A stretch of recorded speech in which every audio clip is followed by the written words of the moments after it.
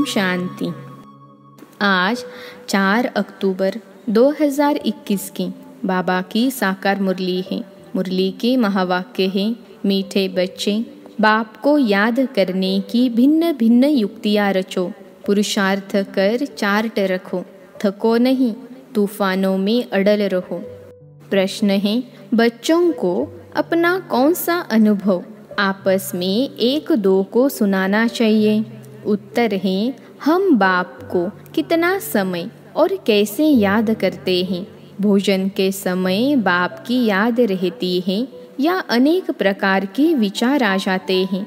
बाबा कहते, बच्चे ट्राई करके देखो, भोजन पर बाप के सिवाय दूसरा कुछ याद तो नहीं आता है। फिर आपस में एक दो को अनुभव सुनाओ। दूसरी पॉइंट है, कोई भी दर्दनाक सीन देखते हमारी स्थिति कैसी रही, इसका भी अनुभव सुनाना चाहिए। गीत है, लाख जमाने वाले। ओम शांति। मीठे मीठे बच्चे अब बेहद बाप को कैसे भूलेंगे, जिससे बेहद का वर्षा मिलता है, जिसको आधा कल्प से याद करते थे।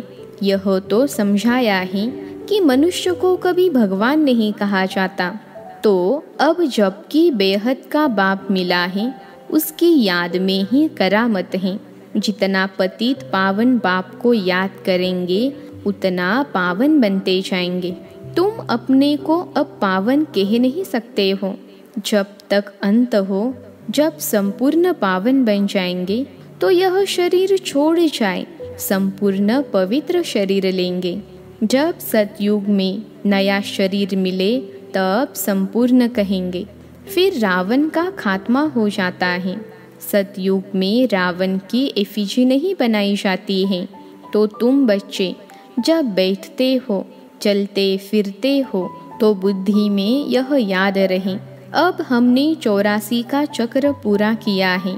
फिर नया चक्र शुरू होता है, वह है ही नई पवित्र दुनिया, नया भारत, नई दिल्ली। बच्चे जानते हैं, पहले यमुना का कंठा है जहाँ पर परिस्थान बनना है। बच्चों को बहुत अच्छी रीति समझाया जाता है। पहले पहले तो बाप को याद करो। भगवान बाप पढ़ाते हैं, वही बाप टीचर गुरु हैं, यह भला याद रखो। बाबा ने यह भी समझाया था कि तुम बाजोली खेलते हो, वर्णों का चित्र भी बहुत ज़रूरी है। सबसे ऊपर है शिव बाबा, फिर छोटी ब्राह्मण। यह समझाने के लिए बाबा कहते हैं, अच्छा यह बुद्धि में रखो कि हम 84 जन्मों की बाजोली खेलते हैं। अब संगम है, बाप जास्ती समय नहीं रहते हैं, फिर भी 100 वर्ष तो लगते हैं। उथल पाथल पूरी हो, फिर राज्य शुरू हो जाता है। महाभारत लड़ाई तो वही है जिसमें अनेक धर्म विनाश, एक आदि सनातन देवी देवता धर्म की स्थापना हो रही है। तुम्हारी कलाबाजी तो वंडरफुल है। तुमको पता है, फकीर लोग कलाबाजी खेलते, तीर्थों पर जाते हैं। मनुष्यों की श्रद्धा तो रहती है ना, तो उन्हों को कुछ न कुछ दे देते हैं। परवरिश उन्हों की होती रहती है, क्योंकि ऐसे मनुष्य अपने साथ क्या उठाएंगे। बाबा तो इन सब बातों का अनुभवी है। बाबा ने अनुभवी रत लिया है। गुरु भी किए, देखा भी बहुत कुछ, तीर्थ भी किए हैं। अब बाबा कहते हैं, बाजोली तो याद कर सकते हो। हम अभी ब्राह्मण हैं, फिर देवता क्षत्रिय बनेंगे। यह है सारी भारत की बात। बाप ने ऐसे समझाया है। और धर्म तो जैसे बाई प्लॉट है। बाप ने तुमको ही तुम्हारे 84 जन्मों की कहानी बताई है। सेंसिबल जो है वह हिसाब से समझ सकते हैं। इस्लाम में आएंगे तो एवरेज कितने जन्म लेंगे, एक्यूरेट हिसाब की तो दरकार नहीं। इन बातों में तो कोई फिक्रात की बात नहीं।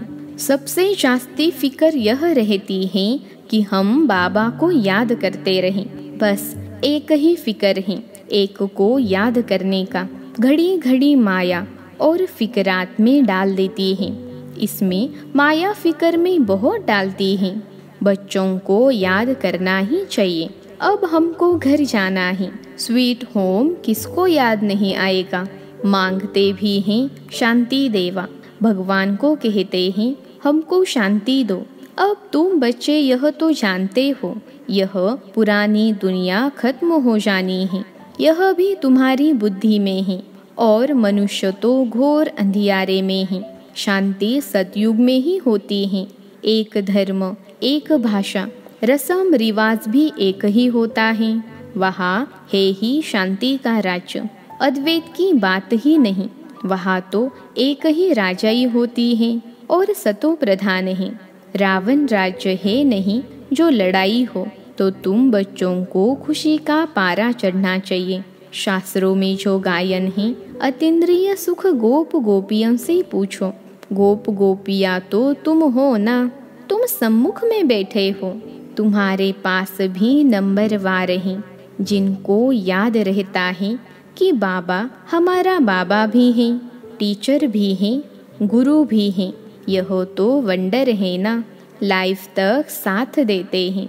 गोद में लिया और पढ़ाई शुरू कर देते तो यह याद रहने से भी खुशी बहुत रहेगी। परंतु माया फिर यह भी भुला देती है। मनुष्यों को यह भी समझाना होता है। मनुष्य पूछते हैं बाकी थोड़ा समय कहते हो, क्या प्रूफ है?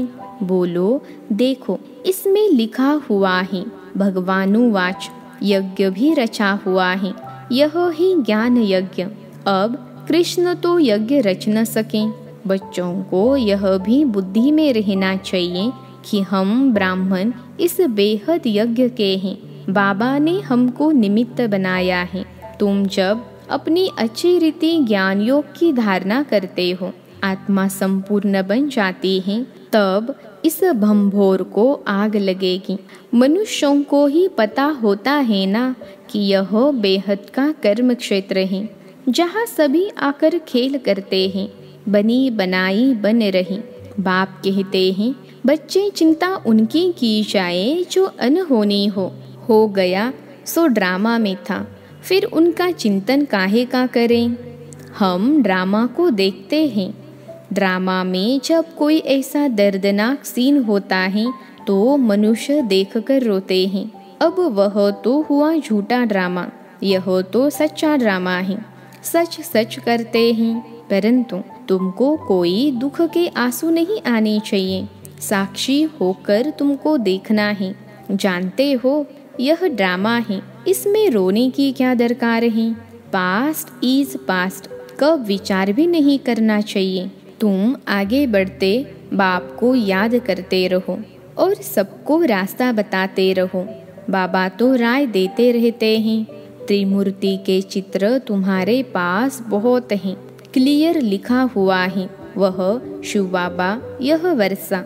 तुम बच्चों को यह चित्र देखने से बहुत खुशी होनी चाहिए। बाबा से हमको विष्णुपुरी का वर्षा मिलता है।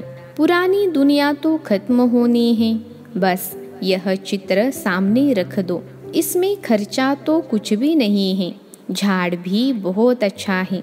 रोज सवेरे उठकर विचार सागर मंथन करो। अपना टीचर आपे ही बनकर पढ़ो। बुद्धि तो सबको है। चित्र अपने घर में रख दो। हर एक चित्र में फर्स्ट क्लास ज्ञान है। कहते हैं विनाश होगा तो तुम्हारी बाप के साथ प्रीत है ना। कहते भी हैं सदगुरु मिला दलाल के रूप में। तो तुम्हें कितनी अच्छी अच्छी बातें समझने समझाने के लिए मिली हैं। फिर भी माया का पॉम्प बहुत है। 100 वर्ष पहले यह बिजली, गैस आदि थोड़े ही थे। आगे वॉइस रॉय आदि 4 घोड़े की 8 घोड़े की गाड़ी में आते थे। आगे साहूकार लोग गाड़ी में चढ़ते थे। अब तो विमान आदि निकल पड़े हैं। आगे यह कुछ नहीं था। 100 वर्ष के अंदर यह क्या हो गया है। मनुष्य समझते हैं कि यही स्वर्ग है। अब तुम बच्चे जानते हो स्वर्ग तो स्वर्ग है। यह सब पाई पैसे की चीजें हैं। इनको आर्टिफिशियल पॉम्प कहा जाता है। अब तुम बच्चों को यही एक फुरना चाहिए कि हम बाप को याद करें, जिसमें ही माया विघ्न डालती है। बाबा अपना मिसाल तो बतलाते हैं। भोजन खाता हूँ, बहुत कोशिश करता हूँ, याद में रहे खाऊं, फिर भी भूल जाता हूँ, तो समझता हूँ बच्चों को तो मेहनत बहुत होती होगी। अच्छा बच्चे, तुम ट्राई करके देखो, बाबा की याद में रहकर दिखाओ। देखो सारा समय याद ठहर सकती है। अनुभव सुनाना चाहिए। बाबा सारा समय याद ठहर नहीं सकती हैं। बहुत किस्म किस्म की बातें याद आ जाती हैं। बाबा खुद अपना अनुभव बताते हैं। बाबा ने जिसमें प्रवेश किया यह भी पुरुषार्थी हैं। इन पर तो बड़े झंझट हैं। बड़ा कहलाना, बड़ा दुख पाना, कितने समाचार आते हैं। विकारों के कारण कितना मारते हैं, घर से निकाल देते हैं। बच्चियाँ कहती हैं मैं ईश्वर की शरण में आई हूँ। कितने विघ्न पड़ते हैं। कोई के पास शांति नहीं है। तुम बच्चों को खाती रही हैं। अभी पुरुषार्थ कर, श्रीमत पर चल, शांति में रहते हो। इस बाबा ने यहाँ भी कई ऐसे घर देखे हैं जहाँ आपस में मेल मिलाप में बहुत रहते हैं। सभी बड़ों की आज्ञा में चलते हैं। कहते हैं हमारे पास तो जैसे स्वर्ग लगा पड़ा है। अभी बाबा तुमको ऐसे स्वर्ग में ले जाते हैं जहाँ सब प्रकार के सुख हैं। देवताओं को 36 प्रकार का भोजन गाया हुआ है। अब तुम स्वर्ग का वर्षा बाप से लेते हो। वहाँ तो कितने स्वादिष्ट वैभव खाते रहेंगे और पवित्र होंगे। अब तुम उस दुनिया के मालिक बनते हो। राजा रानी प्रजा में फर्क होगा ना। आगे राजाए लोग बहुत भपके में रहते थे। यह तो ठहरे पतित और रावण के राज्य में। तो विचार करो सतयुग में क्या होगा। सामने चित्र लक्ष्मी नारायण के रखे हैं। कृष्ण के लिए झूठी बातें लिख बदनामी कर दी है। झूठ माना झूठ, सच की रत्ती नहीं। अब तुम समझते हो हम स्वर्ग के मालिक थे, फिर 84 जन्म ले, बिल्कुल शुद्र बुद्धि बन गए हैं। क्या हाल हो गया है। अब फिर पुरुषार्थ कर क्या बनते हो। बाबा पूछते भी हैं ना कि तुम क्या बनेंगे, तो सब हाथ उठाते हैं सूर्यवंशी बनेंगे। हम तो माता पिता को पूरा फॉलो करेंगे। कम पुरुषार्थ थोड़े ही करेंगे। सारी मेहनत याद और आप समान बनाने पर है। इसलिए बाप कहते हैं जितना हो सके सर्विस करना सीखो। है बहुत सहज। यह शिव बाबा, यह विष्णुपुरी, लक्ष्मी नारायण का राज्य होगा। यह तो बहुत अनुभवी है। सीढ़ी पर तुम समझा सकते हो। तुम बच्चों को यह झाड़ चक्र देखने से ही बुद्धि में सारा ज्ञान आ जाना चाहिए। यह जो लक्ष्मी नारायण नहीं, इन्हों की राजधानी कहाँ चली गई। किसने लड़ाई की, जिससे हराया। अब तो वह राज्य है नहीं। इन ईश्वरीय बातों को कुछ नहीं जानते हैं। तुम बच्चों को यह भी साक्षात्कार हुआ है। कैसे गुफाओं खानियों से जाकर सोने हीरे आदि ले आते हैं। यह साइंस तुम्हारे सुख के लिए होगी। यहाँ ही दुख के लिए। वहाँ एरोप्लेन भी फुल प्रूफ होंगे। बच्चों ने शुरू में यह सब कुछ साक्षात्कार किया हुआ है। पिछाड़ी में भी तुम बहुत साक्षात्कार करेंगे। यह भी तुमने साक्षात्कार किया है। चोर लूटने आते हैं, फिर तुम्हारी शक्ति का रूप देख भाग जाते हैं। वह सब बातें पिछाड़ी की हैं। चोर लूटने तो आएंगे, तुम बाप की याद में खड़े होंगे तो वह एकदम भाग जाएंगे। अब बाप कहते हैं बच्चे खूब पुरुषार्थ करो। मुख्य बात है पवित्रता की। एक जन्म पवित्र बनना है। मौत तो सामने खड़ा है। कुदरती आपदाएं बहुत कड़ी आएगी, जिसमें सब खत्म हो जाए। शिव बाबा इन द्वारा समझाते हैं। इनकी आत्मा भी सुनती है। यह बाबा सब बतलाते हैं। शिव बाबा को तो अनुभव नहीं है, बच्चों को अनुभव होता है। माया के तूफान कैसे आते हैं, पहले नंबर में यह है, तो इनको सब अनुभव होगा। तो इसमें डरना नहीं है, अड़ोल रहना है। बाप की याद में रहने से ही शक्ति मिलती है। कोई बच्चे चार्ट लिखते हैं, फिर चलते चलते बंद कर देते हैं। बाबा समझ जाते हैं थक गया है। पारलौकिक बाप जिससे इतना बड़ा वर्षा मिलता है, ऐसे बाप को कभी पत्र भी नहीं लिखते हैं, याद ही नहीं करते। ऐसे बाप को तो कितना याद करना चाहिए। शिव बाबा, हम आपको बहुत याद करते हैं। बाबा, आपकी याद बिगर हम भला कैसे रह सकते हैं। जिस बाप से विश्व की बादशाही मिलती है, ऐसे बाप को कैसे भूलेंगे। एक कार्ड लिखा, वह भी तो याद किया ना। लौकिक बाप भी बच्चों को चिट्ठी लिखते हैं। नूरे रत्न श्रीपति को कैसे चिट्ठी लिखती हैं। यहाँ तो दोनों संबंध हैं। यह भी याद करने की युक्ति है। कितना मीठा बाबा है। हमसे क्या मांगते हैं? कुछ भी नहीं। वह तो दाता है, देने वाला है ना, यह लेने वाला नहीं। कहते हैं स्वीट चिल्ड्रेन में आया हूँ, भारत को खुशबूदार बगीचा बनाकर जाता हूँ। अच्छा, मीठे मीठे सिखिलते बच्चों प्रति माता पिता बाप दादा का याद प्यार और गुड मॉर्निंग। रूहानी बाप की रूहानी बच्चों को नमस्ते। हम रूहानी बच्चों की रूहानी माता पिता बाप दादा को याद प्यार, गुड मॉर्निंग और नमस्ते बाबा नमस्ते।